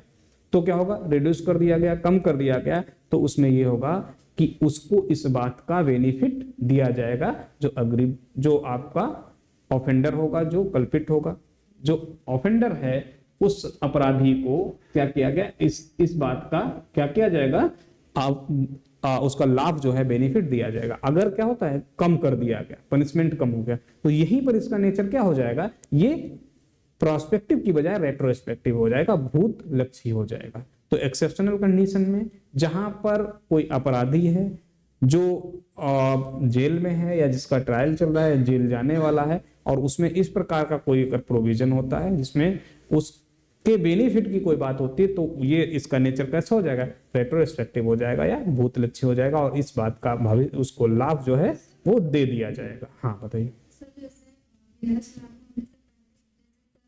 मतलब उसने ऑफेंस किया सर, उसका वो चल रहा है केस, उसके पास सर वो फाइनल होने के बाद उसको डिसाइड हो गया कि इतने साल की सजा दिलाएगी, सर बीएनएस लागू हो गया तो बीएनएस के अकॉर्डिंग सजा दिलाएगी।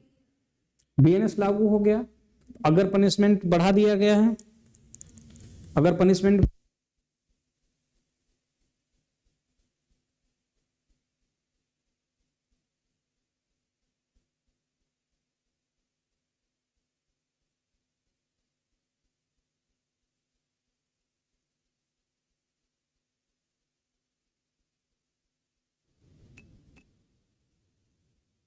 तो उसको आईपीसी के अकॉर्डिंग ही किया जाएगा।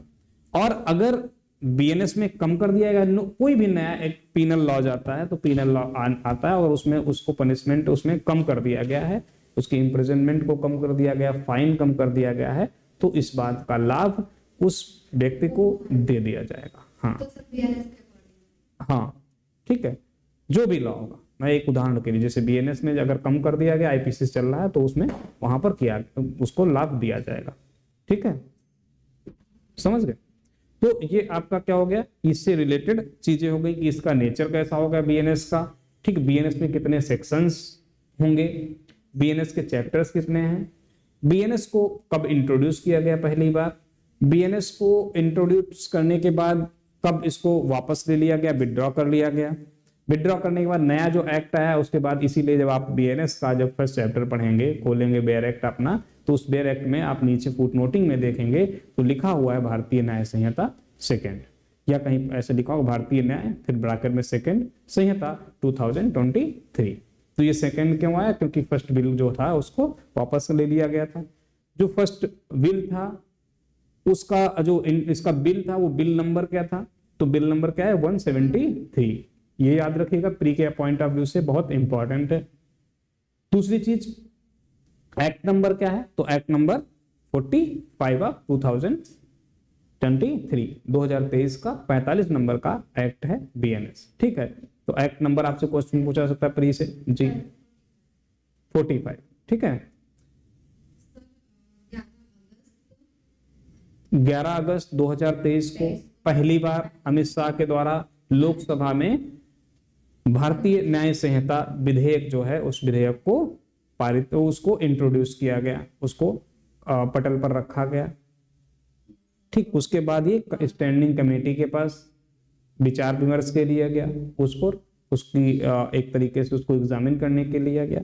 उसमें जो त्रुटियां थी, जो उसमें अमेंडमेंट होने थे, जो सुधार उसमें किए जाने थे, उन सुधारों को देखते हुए क्या किया गया कि इस बिल को 12 दिसंबर 2023 को वापस ले लिया गया लोकसभा में, और एक नया अमेंडेड या जो त्रुटियां थी उनको दूर करके और 12 दिसंबर को नया सेम डे, देखो 12 दिसंबर को ही विड्रॉ किया गया और नया जो बिल था भारतीय न्याय संहिता सेकंड विधेयक जो था बिल था उसको वहां पर पेश कर दिया गया।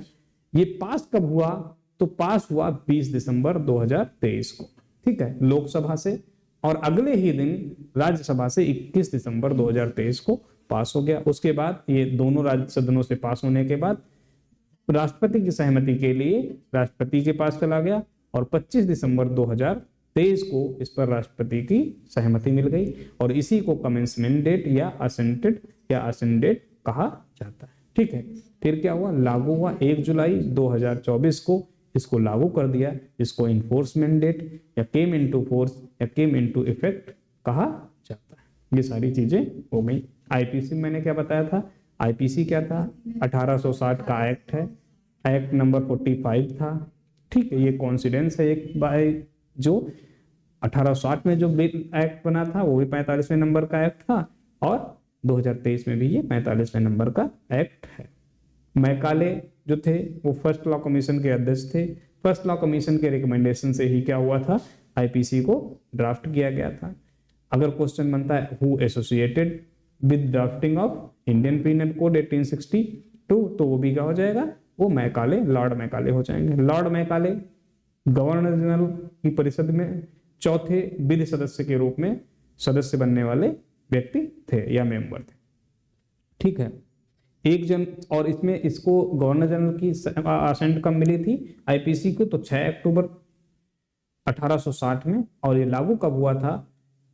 ये इन्फोर्समेंट इसकी जो डेट है वो क्या है? 1 जनवरी 1862 थी, ठीक। ये क्वेश्चन इस प्रकार से आपके यहां से आईपीसी से और बीएनएस से पूछे जाएंगे जो प्री के पॉइंट ऑफ व्यू से बहुत इंपॉर्टेंट है। और जितनी मैंने डेटे लिखाई हैं आप इसको भविष्य में देखिएगा, जहां जहां पर भी इस प्रकार के बीएनएस को अभी लाया गया अपने सिलेबस में और अगर एग्जाम हुए हैं तो उन एग्जाम में इस यहाँ से क्वेश्चंस पूछे जाएंगे।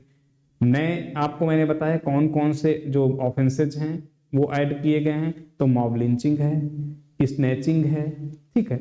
और जो ये चीजें एक चीज और डिस्कस करते हैं यहीं पर कि जो ये मॉब लिंचिंग है या स्नैचिंग है इनको कहाँ से, मतलब इनका जन्म कैसे वो कहाँ से आए? तो आप जब पढ़ेंगे कई जो जहां से ये उठाए गए हैं इनको मॉब लिंचिंग को या स्नैचिंग को, ऑर्गेनाइज्ड क्राइम को, तो ये कहीं ना किसी स्टेट में या किसी ना किसी रूप में ये पहले से एग्जिस्टेंस में थे, ठीक है। जैसे स्नैचिंग का जो है तो वो इसमें जो स्टेट गवर्नमेंट, शायद पंजाब स्टेट गवर्नमेंट जो है उसने अमेंड करके इसको अपने यहाँ पर पहले से ही एक ऑफेंस के रूप में इसको पीनल लॉ के अंतर्गत इसको ऐड किया हुआ था। चैन स्नैचिंग को, जो स्नैचिंग है, ठीक है, जिसको आपने क्या बताया था? झपट मार करके, ऐसा ही शब्द यूज हुआ हिंदी में। अच्छा बीएनएस में ना, हाँ मैंने उसको हिंदी में देखा नहीं क्या शब्द यूज है। मॉब लिंचिंग जो एक और चीज नोट करिए कि एक क्वेश्चन यहां से और बन सकता है कि जो बीएनएस है, बीएनएस में पहला जो केस है वो रजिस्टर जो हुआ वो कहां पर रजिस्टर हुआ? तो पहला जो केस है बीएनएस में वो रजिस्टर हुआ कहां पे? ग्वालियर में। ग्वालियर में पहला जो केस था वो रजिस्टर हुआ बीएनएस में। बीएनएस के अंतर्गत पहला जो केस कहां हुआ वो ग्वालियर में, ठीक है। ग्वालियर कहां पड़ता है? मध्य प्रदेश में, ठीक। तो हमने इसका भारतीय न्याय संहिता का आपका एक्ट नंबर देख लिया, बिल नंबर देख लिया, कब इंट्रोड्यूस हुआ लोकसभा में, ये सारी चीजें देख ली, ठीक है। कुछ अन्य चीजें हैं जो टॉपिक वाइज इसमें अलग से एडिट की गई हैं और इसके जो चैप्टर्स हैं उन चैप्टर्स का नाम चेंज किया गया। जैसे उसमें है क्रिमिनल इंटिमिडेशन, ठीक, इंसल्ट, एनॉयंस एंड डिफेमेशन, ठीक है। ये एक इसमें इसको कवर किया गया। एक नया ऑफेंस और ऐड किया गया है कि अबेटमेंट आउटसाइड इंडिया, ठीक है। किसी को भारत के बाहर से अबेट करना, मतलब कोई चाइना में बैठा हो, किसी भी देश में बैठा हुआ है और वो किसको क्या कर रहा है। जैसे आपने कई मूवीज देखी होंगी या मुझे याद आ रहा है अक्षय कुमार की शायद बेबी मूवी है जिसमें वो आर्मी ऑफिसर्स बनता है, या शायद कोई और मूवी है, तो उसमें आप देखेंगे क्या होता है, स्लीपर सेल एक यूज होता है। हाँ, स्लीपर सेल जो है वो आप के एम नानावती वाली नहीं, वो अलग। के एम नानावती का जो केस है वो अलग केस है। इसमें आर्मी ऑफिसर होता है, उसमें नेवी ऑफिसर होता है, कैप्टन, ठीक है। तो इसमें क्या होता है कि ये स्लीपर सेल्स की बात यूज होती है कि स्लीपर सेल्स जो हैं उनको कैसे तो जो स्लीपर सेल्स होते हैं या कोई ऐसे और ऑफेंसेज या जैसे टेररिस्ट एक्टिविटीज होती हैं जिनमें बैठा है कोई दूसरे देश में और वो वहां से कमांड दे रहा है, जैसे ए व्यक्ति नाम का व्यक्ति कोई है जो कहीं फॉरेन में बैठा हुआ है और बी नाम के व्यक्ति को इंडिया में जो की है उसको कमांड देता है कि किसी B1 को जाकर के उसकी डेथ कॉज कर दीजिए, तो उसने अवेट कहां से किया, बाहर से। तो वही चीज है, क्या है कि अबेटमेंट आउटसाइड इंडिया, तो उसको भी क्या कर लिया गया है, यहाँ पर कवर किया गया है।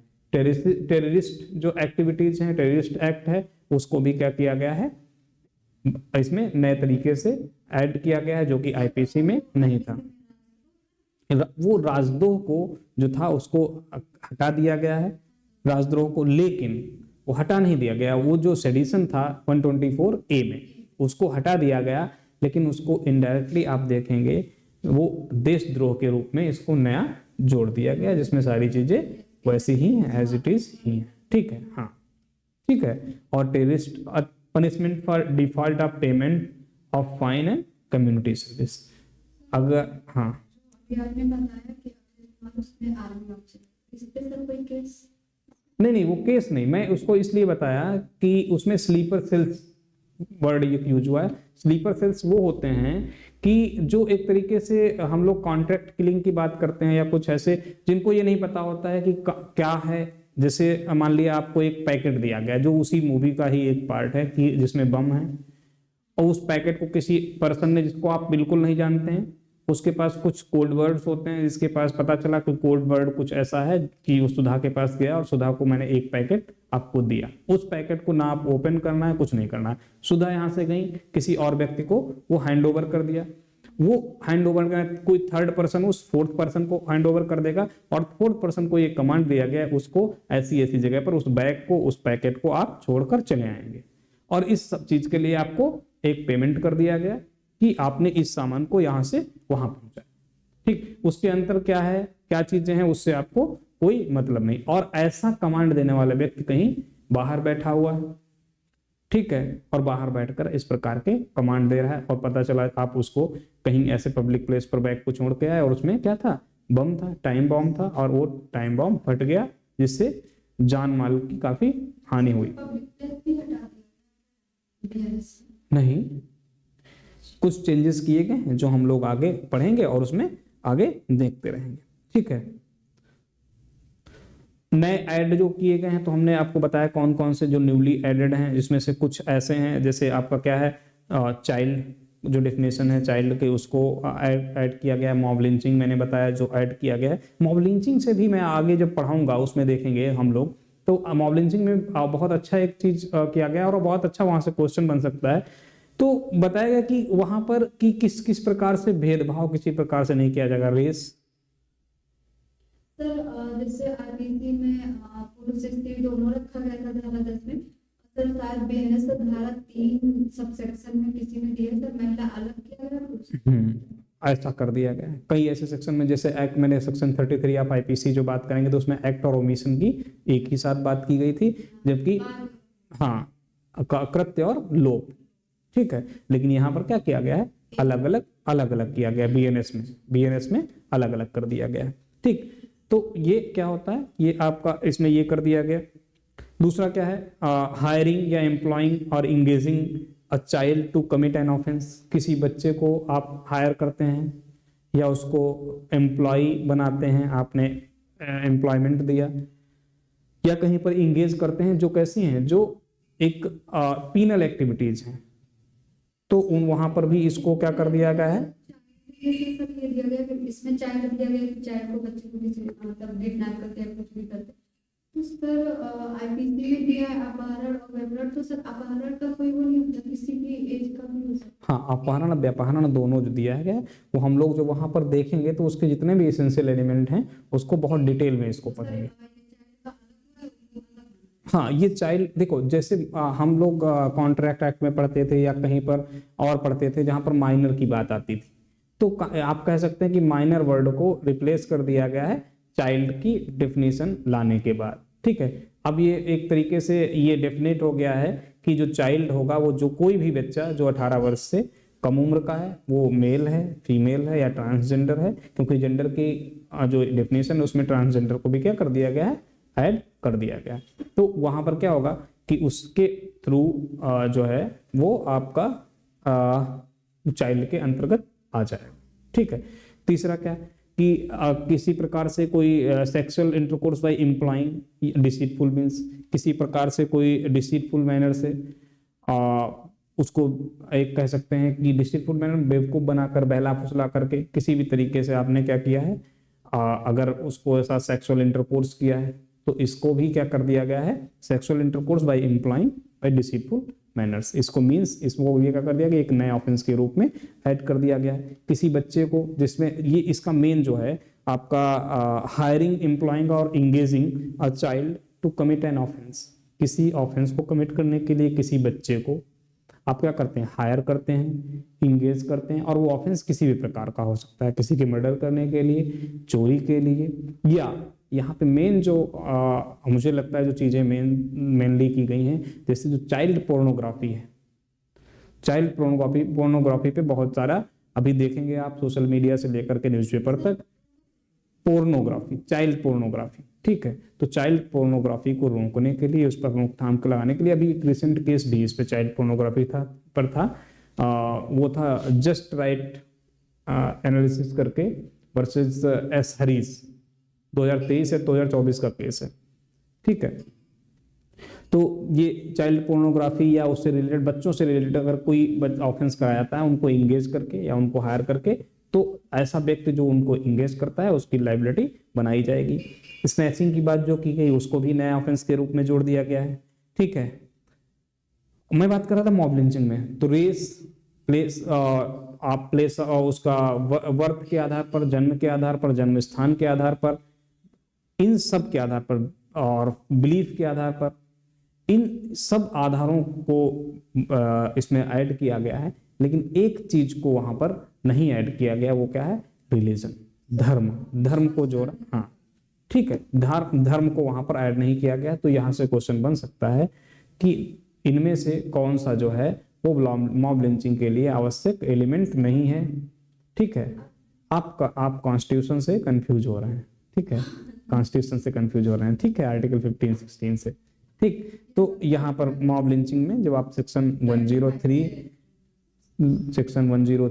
सब सेक्शन 2 में आप जब पढ़ेंगे पनिशमेंट की, और उसका जब सेक्शन 2 पढ़ेंगे तो वहां पर मॉब लिंचिंग की बात की गई है। वहां पर एक वर्ड यूज हुआ है कंसर्ट, मतलब कंसर्ट, एक साथ मिलकर के जब कोई काम करते हैं, किसी का मर्डर करते हैं या कोई ऑफेंस करते हैं तो मॉब लिंचिंग में आएगा। मॉब लिंचिंग को हम लोग और डिटेल में पढ़ेंगे पूरे एसेंशियल्स के साथ।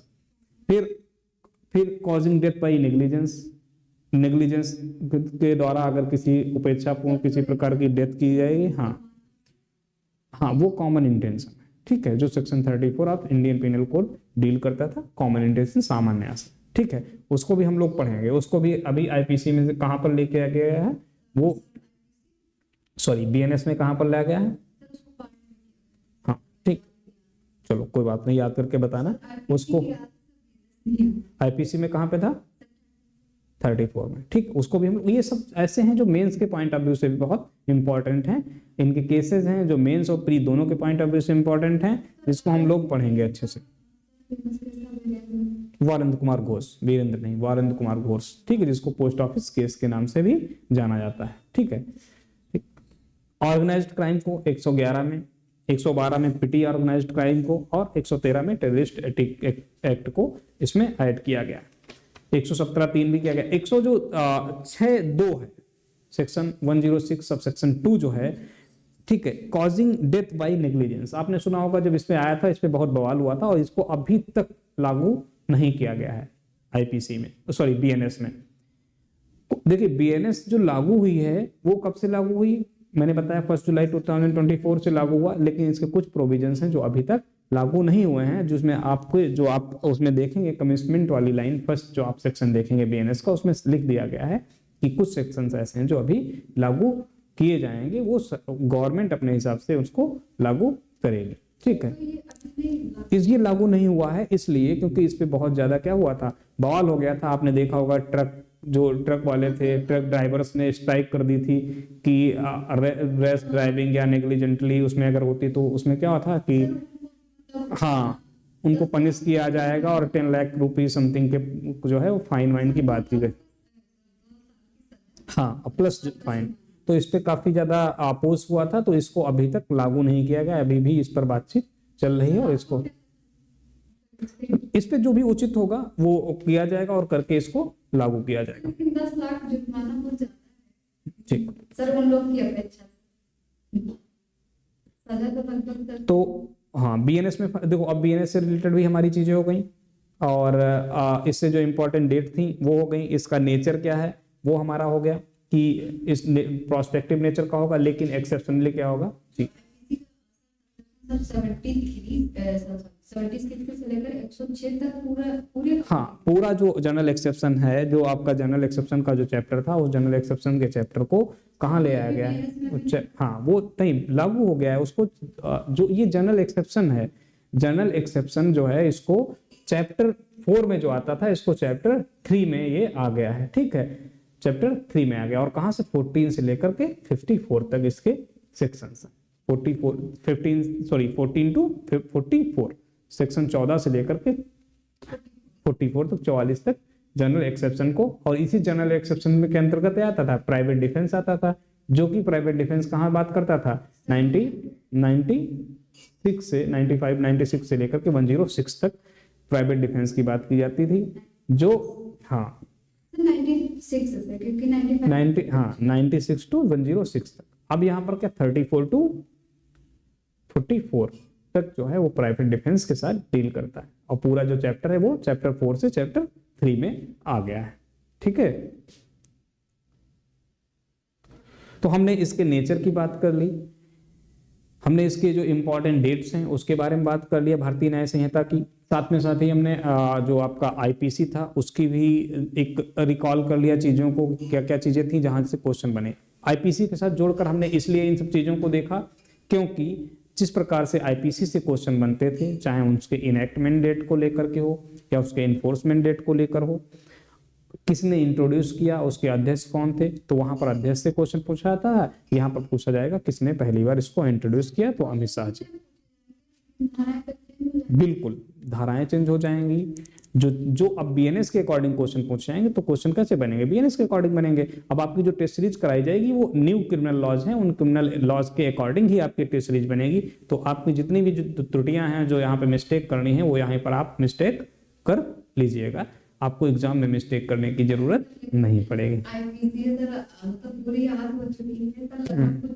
कोई दिक्कत नहीं, देखिए इसमें डरने की कोई बात नहीं, आपको सिर्फ और सिर्फ क्या करना है, आपको बीएनएस के सेक्शंस को याद करना है, जिसमें जिस प्रकार से ये टेबल था हमने आपको बताया, उस टेबल से क्या करेंगे, उस टेबल से आपको सारी चीजें मिल जाएंगी, कौन सा कहाँ पे था अब कहाँ पर आ गया है। जो हीनियस क्राइम थे उनको स्टार्टिंग में कर दिया गया है, जो हीनियस क्राइम नहीं थे, जो ऐसे ऑफेंसेस थे, जो ऐसे क्राइम्स थे जो थोड़े से जो मीडियम टाइप के या कम पनिशमेंट वाले थे, उनको बाद में उठाकर रख दिया गया है। इतना ही किया गया, ठीक है। लेकिन कॉन्सेप्ट जो है, कॉन्सेप्ट में किसी प्रकार कोई चेंजेस नहीं है। जो कॉन्सेप्ट जो एसेंशियल एलिमेंट मर्डर के लिए पहले थे वो आज भी हैं। जिन एक्सेप्शंस में आपका किसी भी अपराधी का कोई एक्ट, किसी व्यक्ति का कोई एक्ट जिन एक्सेप्शंस के 300 के आ जाता था और वो कल्पेबल होमिसाइड में चला जाता था, वो आज भी उसी प्रकार से क्या होगा, ट्रीट किया जाएगा। थेफ्ट हो, डकैती हो, सारी चीजें जो भी हैं, कॉन्सेप्ट कहीं से भी कोई प्रकार का चेंज नहीं किया गया। जो चीजें नए ऐड की गई हैं उनको डिटेल में पढ़ना है अच्छे से, और बस आपको सेक्शंस को याद करना, और सेक्शंस को कंपैरेटिवली ऐसे टेबल बनाकर जब लिख लेंगे, और यहाँ हार्ड कॉपी आप लोगों को प्रोवाइड कर दी जाएगी। जो बच्चे ऑनलाइन हैं उनको टेलीग्राम के माध्यम से, या जो आपको ये पीडीएफ है इसकी कॉपी मैं कह रहा हूँ, हार्ड कॉपी में आपको पीडीएफ प्रोवाइड कर दी जाएगी। नहीं, मैं बिल्कुल आप यहाँ पर जो आपको है यहाँ पे नोट डाउन भी कराऊंगा। आपका मतलब दोनों प्रकार से आपको कंटेंट दिया जाएगा। एक तो हार्ड कॉपी में आपको कंटेंट मिलेगा प्रिंटेड फॉर्म में, दूसरा आपको मैं यहाँ खुद डिक्टेट करूंगा। उसके बाद जैसा आप लोग कहेंगे उस तरीके से चीजें चलेंगी, क्योंकि जब हम यहाँ पे डिक्टेट करेंगे और बोल करके लिखवाएंगे तो उसमें समय जो है ज्यादा लगेगा। लेकिन हम चीजों को यहाँ एक्सप्लेन कर दें और एक्सप्लेन करने के बाद क्या होगा, आपको प्रिंटेड फॉर्म में मिल जाए और वहां से उस आगे पढ़ने तो आपके समय की बचत होगी। लेकिन जैसे आप लोगों के लिए सुइटेबल होगा, जिसमें आप लोग कंफर्टेबल होगा, उसी प्रकार से चीजें की जाएंगी। सर मैं नोट्स नहीं पढ़ती हूँ कभी। ठीक है, खुद का लिखा ना, कोई बात नहीं, तो उसमें मुझे उससे जल्दी आता ठीक है, तो आपको यहाँ पर डिक्टेट करके और आपकी प्रॉपर नोट्स, क्लास नोट्स जो हैं बनवा दिए जाएंगे। ठीक है, ठीक है। सर जो कुछ बचता था तो वो देखते थे थोड़ा ठीक। थोड़ा बाकी। तो ये हमारा आज का जो क्लास था इंट्रोडक्टरी क्लास हो गया। हमने बीएनएस के बारे में जान लिया, क्या क्या चीजें, क्या इसका मोटिव है। ठीक है, थोड़ा सा हम कल जो नेक्स्ट हमारा लेक्चर होगा उसमें जानेंगे जो इसको रिप्लेस किया गया वर्ड, जैसे आईपीसी जो था, पीनल कोड, ठीक है, और इंडियन पीनल कोड और भारतीय न्याय संहिता में जो वर्ड न्याय आया है और वहां पे पीनल जो वर्ड यूज किया गया था उसके बारे में क्या डिफरेंस है दोनों के बारे में। बीएनएस ही हमारा चलेगा, बीएनएस, ठीक है, आईपीसी नहीं, कोई बात नहीं, ये अभी चलेगा, आपके मुंह से नहीं मेरे मुंह से भी यही निकलेगा। हम लोग बीएनएस ही कंटिन्यू करेंगे क्योंकि ये इंटरेस्टिंग सब्जेक्ट है, पढ़ने में मजा आएगा। बीएसए और बीएनएसएस दोनों थोड़े से टेक्निकल हैं, क्योंकि बीएनएस जैसे बहुत से टीचर्स भारत जो सीआरपीसी थी या सीपीसी है उसको पढ़ाते हैं, प्रोसीजरल लॉ को भी सब्सटेंटिव लॉ की तरीके से पढ़ाते हैं। उसमें क्या होता है कि सेक्शन वाइज पढ़ाते हैं, जबकि ये तरीका नहीं है। प्रोसीजरल लॉ को प्रोसीजर के हिसाब से पढ़ना चाहिए, टॉपिक वाइज नहीं, प्रोसीजर के हिसाब से। कैसे कि क्रिमिनल लॉ में अगर यहाँ पे कोई क्रिमिनल एक्टिविटी की गई है, कोई क्रिमिनल एक्ट किया गया, कोई ऑफेंस कमिट किया गया, तो ऑफेंस कमिट होने के बाद सबसे पहला आप क्या काम करेंगे। हम अगर आईपीसी की बात कर लेते हैं, बीएनएस को यहाँ पर अगर, क्योंकि आपको प्रोविजंस आप लोगों को नहीं याद है,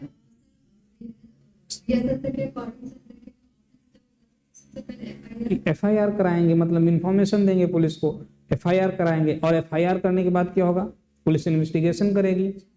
इन्वेस्टिगेशन करने के बाद क्या करेगी, अपनी रिपोर्ट जो है वो मजिस्ट्रेट को सौंपेगी और उसके बाद मजिस्ट्रेट क्या होगा, उस पर कॉग्निजेंस लेगा और कॉग्निजेंस लेने के बाद क्या करेगा, संज्ञान लेगा और संज्ञान लेने के बाद क्या होगा, विचारण होगा, ट्रायल किया जाएगा। तो ये प्रक्रिया, और ट्रायल के बाद क्या होगा, उसको अपराधी है या वो दोषी है या दोषी नहीं है, मतलब या तो कन्विक्ट किया जाएगा या उसको उसका एक्यूटल होगा, मतलब या तो उसको छोड़ एक्यूटल या तो उसको छोड़ दिया जाएगा।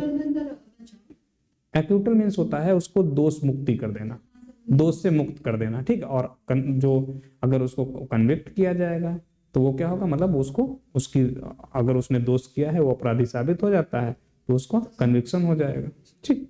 तो ये चीजें होती हैं, ठीक। तो ऐसे अब मैं बताना ये चाह रहा हूँ कि प्रोसीजर को ऐसे क्यों पढ़ना चाहिए। आपने क्या बताया, कोई ऑफेंस कमिट हुआ तो सबसे पहले क्या होगा, एफआईआर होगा, और एफआईआर का प्रोविजन कहाँ पर किया गया था, आईपीसी में 154। लेकिन सर उसमें किया गया था, लेकिन उसमें सर एफआईआर शायद 50 कुछ समथिंग नहीं, 154 जो है डील्स विद एफआईआर, ठीक। उसमें जब जो भी एफआईआर दर्ज की जाएगी वो 154 में। तो अब देखिए सेक्शन 1 से लेकर के 153 तक हमने यहाँ पर किसी को टच किया नहीं।